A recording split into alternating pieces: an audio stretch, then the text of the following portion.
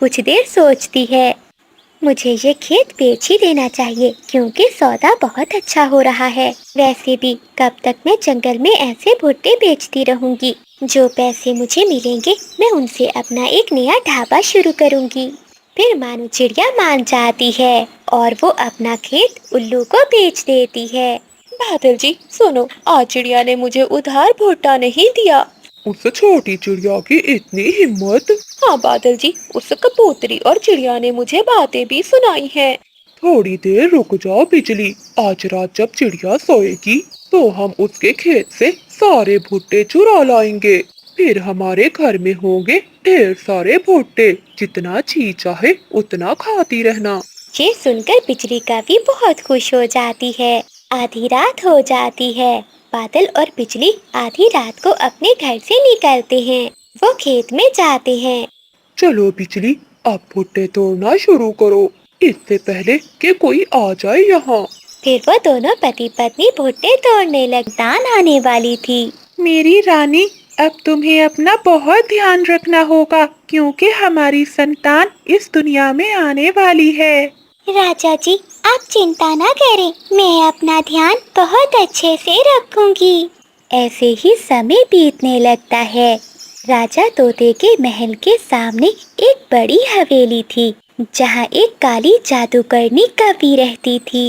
उस जादूगरनी कवि की हवेली में एक बहुत बड़ा बागीचा था, जिसमें ढेरों सेब के पेड़ लगे हुए थे। एक दिन रानी तोती अपने महल के बाहर टहल रही थी। तभी रानी की नजर जादूगरनी के बागीचे पर जाती है, जहाँ लाल लाल सेबों के पेड़ थे। मेरा तो बहुत मन कर रहा है इन लाल लाल सेबों को खाने का। ऐसा सोचते हुए रानी तोती अपने महल में जाती है। राजा जी, हमारे महल के सामने जो जादूगरनी रहती है उसके बागीचे में बहुत लाल लाल सेब हैं। उन लाल लाल सेबों को देखकर मुझे इच्छा हो रही है कि मैं भी वो सेब खाऊं। रानी, समझने की कोशिश करो। वो बागीचा जंगल की सबसे ताकतवर जादूगरनी बिजली कवि का है। वहाँ जाना बहुत मुश्किल है। तुम देखो तो मैंने तुम्हारे लिए कितनी तरह के फल मंगवाए हैं, तुम इन्हें खा लो। राजा तोता रानी को समझाने की बहुत कोशिश करता है, लेकिन रानी तोते की बात नहीं समझती।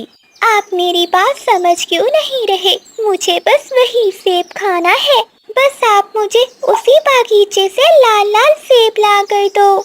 ऐसा कहते हुए रानी तोती रोने लगती है।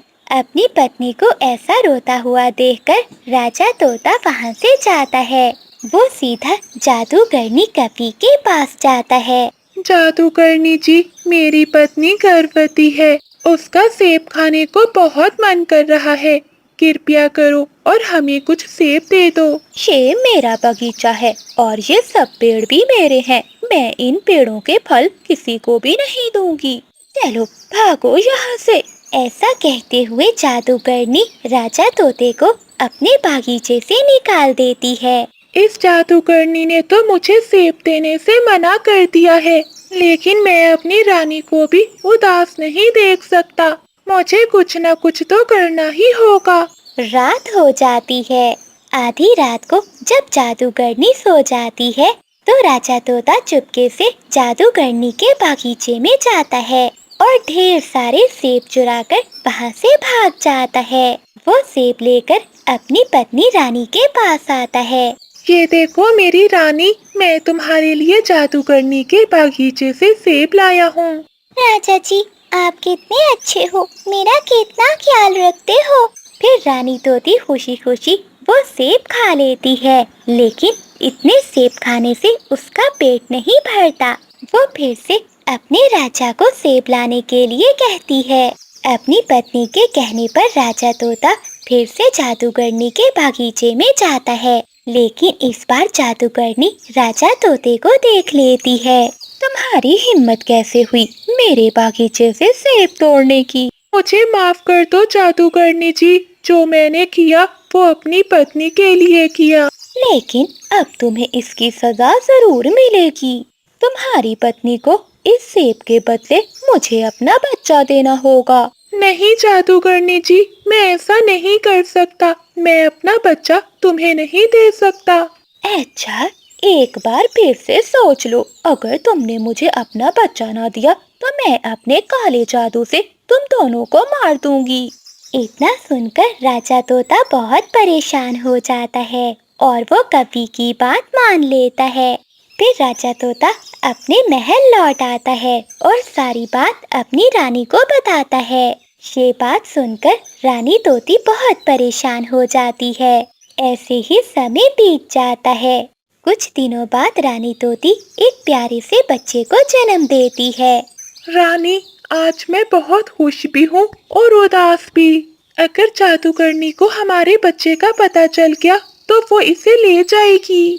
नहीं, मैं अपना बच्चा किसी को नहीं दूंगी। तो फिर रानी, हमें ये जंगल छोड़ना होगा, इससे पहले कि उस जादूगरनी को हमारे बच्चे का पता चल जाए। लेकिन उन दोनों को तो ये मालूम ही नहीं था कि जादूगरनी अपने जादू से ये सब देख रही थी। और उसी समय जादूगरनी वहाँ पहुँच जाती है। मुझसे चालाकी करने चले थे? क्या तुम अपना वादा तोड़ने वाले थे? ऐसा कहते हुए जादूगरनी कवि उस बच्चे को लेकर वहाँ से गायब हो जाती है। राजा और रानी तो अपने बच्चे के लिए रोते रह जाते हैं, लेकिन जादूगरनी कवि उन पर जरा भी रहम नहीं करती और वो उस बच्चे को लेकर एक गुफा में चली जाती है। राजा जी, हमने उस जादूगरनी को हर जगह ढूंढ लिया मगर वो हमें कहीं नहीं मिली। कबूतर, क्या कोई और रास्ता है जिससे हमारा बच्चा हमें मिल जाए? हाँ राजा जी, मैंने सुना है कि पास के जंगल में एक जादूगरनी चिड़िया रहती है। सुना है कि वो बहुत अच्छी चिड़िया है और वो सभी की मदद करती है। क्यों ना एक बार उसके पास जाकर देखा जाए, हो सकता है कि वो हमारी मदद करे। चलिए राजा जी, अभी चलते हैं। मैं अपने बच्चे के बिना और नहीं रह सकती। फिर तोता और तोती कबूतर के साथ दूसरे जंगल में जाते हैं। घने पेड़ों के नीचे एक झोंपड़ी थी जहाँ चिड़िया रहती थी। राजा तोता सारी बात जादूगरनी चिड़िया को बताता है। चिड़िया, मेरे बच्चे को बचा लो। अगर मेरे बच्चे को कुछ हो गया तो मैं भी नहीं जी पाऊंगी। रानी तोती जी, आप चिंता ना करें, मैं देखती हूँ कि आपका बच्चा कहाँ है। फिर जादूगरनी चिड़िया अपनी आंखें थोड़ी देर के लिए बंद करती है और फिर बताती है। राजा और रानी, आपका बच्चा बिल्कुल ठीक है। आपके बच्चे को काली जादूगरनी ने एक काली गुफा में बंद कर रखा है जिसके पास एक नदी बहती है। आप चिंता न करें, मैं आपके साथ जाऊंगी। ये जादुई पंख है, ये पंख हमें उस गुफा तक लेकर जाएगा। फिर वो पंख हवा में उड़ता है और वो सभी पंख के पीछे पीछे उड़ते हैं। जादुई पंख उन्हें एक गुफा के पास लेकर जा